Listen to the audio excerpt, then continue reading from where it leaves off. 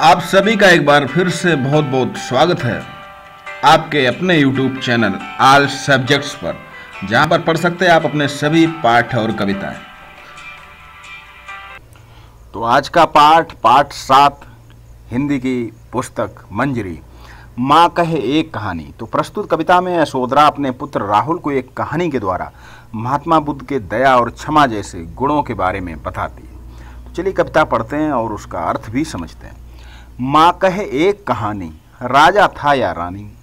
माँ कहे एक कहानी। तो राहुल अपनी माँ से कह रहा है कि माँ एक कहानी सुनाओ। तो माँ कहती है कि तू है हटी मान धन मेरे, यानी मेरे पुत्र तू बहुत हटी है। सुन उपवन में बड़े सवेरे, उपवन यानी कि बगीचा, यानी कि बगीचे में बड़े ही सवेरे तात भ्रमण करते थे तेरे, और जो तेरे पिताजी जो थे। ये जो कहानी है, राहुल महात्मा बुद्ध के जो पुत्र हैं, तो अपनी माँ से ये कहानी सुन रहे हैं। तो उनकी माँ अपने पुत्र राहुल को बता रही कि तात भ्रमण करते थे तेरे, यानी कि सुबह की सैर को निकलते थे। जहाँ सुरभि मनमानी, जहाँ सुरभि मनमानी। तब जब राहुल अपनी माँ यशोधरा से ये हट करता है कि मुझे राजा या रानी को ये कहानी सुनाओ, तो उसकी माँ सुनाती है कि सुबह सुबह तेरे पिताजी सैर करने को जाते थे और वहाँ पर तरह तरह के फूल खिले हुए थे, फूलों की सुगंध चारों ओर फैल रही थी। और तभी एक बार फिर से वो हट करता, हाँ माँ यही वाली कहानी सुनाओ। बड़ बड़ के फूल खिले थे, झलमल कर हिम बिंदु मिले थे। सुबह सुबह जो ओस की बूंदें होती हैं पत्तियों पर, फूलों पर, तो जब उन पर सूरज की किरणें पड़ती हैं तो वो चमकती हैं।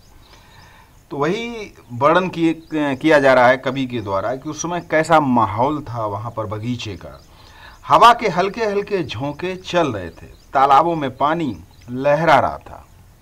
हाँ माँ यही कहानी सुनाओ। हाँ गाते थे खग कल कल स्वर से। खग यानी कि पक्षी। तो वहाँ पक्षी जैसे सुबह के मोर और कोयल, तोते, ये सभी गाते हैं, चिड़ियाँ चहचहाती हैं। तो गाते थे खग कल कल स्वर से। अभी भी आप मोर की आवाज़ सुन रहे हैं। सहसा एक हंस ऊपर से, और उसी समय अचानक सहसा उसी समय एक हंस ऊपर से गिरा बिद्ध होकर खरसर से। क्या हुआ कि एक ऊपर से पक्षी गिरा और मतलब उसके जो है एक नुकीला तीर लगा हुआ था उसके शरीर में। खरसर से हुई पक्ष की हानि, और उसका बहुत जो है वो व्यथित था, दुखी था और घायल था। हुई पक्ष की हानि, करुणा भरी कहानी, और बड़ी ही दुख भरी कहानी है ये। वो पक्षी गिरा, उसके बाण लगा हुआ था, वो खून से लथपथ था, फड़फड़ा रहा था, तड़प रहा था। चौंक उन्होंने उसे उठाया और उन्होंने एकदम अचानक उसको अपनी गोद में उठाया और नया जन्म सा उसने पाया। और सच है कि जब कोई घायल अवस्था में होता है और अगर उसकी कोई मदद करता है तो उसको लगता है कि मुझे नया जीवन प्राप्त हुआ है, नया जन्म सा उसने पाया। इतने में आकेठक आया और उसी समय एक आकेठक आ गया। आकेठक यानी कि शिकारी, हंटर। अब वो आकेठक कौन है? लक्ष्य सिद्ध का मानी, और वो जो है उसका अचूक निशाना था। यानी कि आकेठक ने घायल पक्षी पर अपना अधिकार जताना चाहा और उसे अपने लक्ष्य पर बहुत घमंड भी था। उसे ये मालूम था, वो मानता था कि मैं बहुत अच्छा एक शिकारी हूं। लक्ष्य सिद्ध का मानी कोमल कठिन कहानी। और ये कहानी कोमल और कठोर भावनाओं पर, यानी कि दो पक्ष हैं, एक तरफ महात्मा बुद्ध और एक तरफ उनका चचेरा भाई। तो यहां पर कोमल, एक का हृदय कोमल है और एक का कठिन कठोर है। मांगा उसने आहत पक्षी, और जो शिकारी था उसने कहा कि ये पक्षी मुझे दे दो, तेरे तात किंतु थे रक्षी। लेकिन जो तेरे तात थे, तेरे पिता थे, वो बड़े ही दयालु थे, वो रक्षक थे उस समय। तब उसने जो था खग बच्ची हट करने की ठानी, यानी कि जो बच्ची यानी कि पक्षियों का जो शिकार कर उनको खाता था, यानी मांसाहार कर। वैसे भी हमें जीवों पर दया करनी चाहिए। जब ईश्वर ने इतनी सब्जियां, इतने फल, सुंदर सुंदर स्वाद रस से भरे फल बनाए, तो क्या ज़रूरत है। तब उसने जो खगबच्छी हट करने एक ठाने, उसने हट किया कि नहीं मुझे चाहिए। अब बढ़ चली कहानी आगे बढ़ती। हुआ विवाद सदय निर्दय में, और उस समय दो व्यक्तियों यानी कि एक सहृदय एक निर्दयी व्यक्ति के बीच विवाद हुआ। हुए उभय आग्रही थे स्व विषय में, और दोनों ही आग्रह करने लगे अपने अपने पक्ष के बारे में।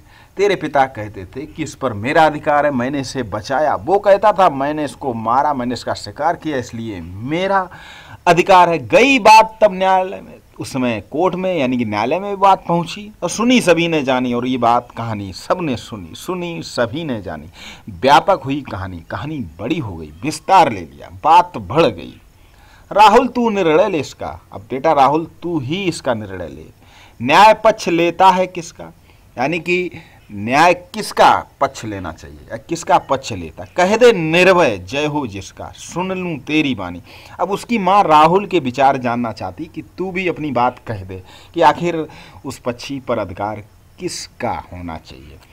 माँ मेरी क्या बानी, मैं क्या कहूँ माँ, मैं तो माँ कहानी सुन रहा हूँ, आप कहानी सुनाओ। कोई निरपराध को मारे तो क्या अन्न उसे ना उबारे। यदि कोई निरपराध है जिसका कोई दोष नहीं, अगर कोई उसको मारता है तो क्या दूसरा उसको बचा नहीं सकता। रक्षक पर भक्षक को बारे, यानी कि जो रक्षक होता है वो भक्षक यानी कि बचाने वाला मारने वाले से बड़ा होता है।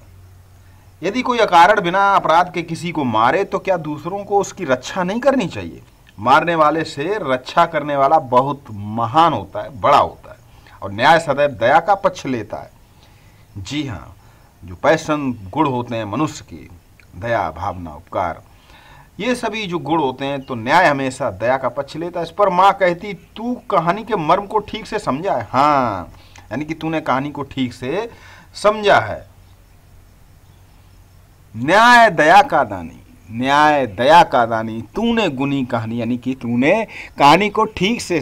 अक्सर कर क्या होता है कि हम लोग कक्षा में और जो बच्चे होते हैं एक कान से सुनते हैं, लेकिन नहीं, ध्यान से सुनना चाहिए और हमें अच्छे से समझाना चाहिए। अगर हमें समझाते हैं अच्छे से, अगर हमारा समझाने का तरीका, तो बच्चे निश्चित ही उसमें इंटरेस्ट लेते हैं, आनंद लेते हैं और उसको समझते हैं। तो राहुल ने भी बहुत अच्छे से कहानी सुनी और उसका अपना विचार प्रस्तुत किया। मैथिली शरण गुप्त के द्वारा लिखी हुई राष्ट्र कवि मैथिली शरण गुप्त का जन्म 3 अगस्त 1886 ईस्वी में चिरगांव जिला झांसी में हुआ था। राष्ट्रीय धारा के हिंदी कवियों में आपको महत्वपूर्ण स्थान प्राप्त है और उन्होंने बहुत सी पुस्तकों की रचना की, जिसमें जयद्रथ वध, भारत भारती, सिद्धराज, साकेत, यशोधरा और पंचवटी को विशेष ख्याति मिली। 12 दिसंबर 1964 को उनका देहावसान हुआ, निधन हुआ। सुरभि सुगंध, तात पिता, हिमबिंदु, बर्फ की बिंदु, बूंदे ओस की बूंदे, खग पक्षी खर, तीक्ष्ण तेज धार वाला, सरबाण, करुणा दया केठक शिकारी, आहत घायल भच्छी भक्षण करने वाला, खाने वाला, सदैव दयालु दयावान, निर्दय जिसके अंदर दया न हो, वह दोनों आग्रही जिद्दी हटी, निर्भय बिना भय के, निरपराध जिसने अपराध न किया, उबारे उद्धार करना, बारे निछावर करना, व्यापक विस्तृत। वीडियो को पॉज कर आप इनको पढ़ें, नोट करें, कहानी को दोबारा फिर सुने और इसको आप जरूर पढ़ा करें। ये जो बाद में दिया रहता है कविता से कहानी सुनाने के बाद राहुल से क्या प्रश्न किया, तो ये सभी प्रश्न आप अपनी कॉपी पर लिखें। इसका लिंक भी दिया जाएगा डिस्क्रिप्शन बॉक्स में, उसको आप खोल कर पाठ को लिख सकते हैं। और आप कोई भी पाठ पढ़ना चाहते हैं, कविता पढ़ना चाहते हैं किसी भी क्लास, तो आप कमेंट्स जरूर किया करें, हम उसका लिंक जरूर पोस्ट करेंगे। तो चलिए फिर मिलते हैं अगले पाठ के साथ, अगली कविता के साथ। तब तक के लिए नमस्कार।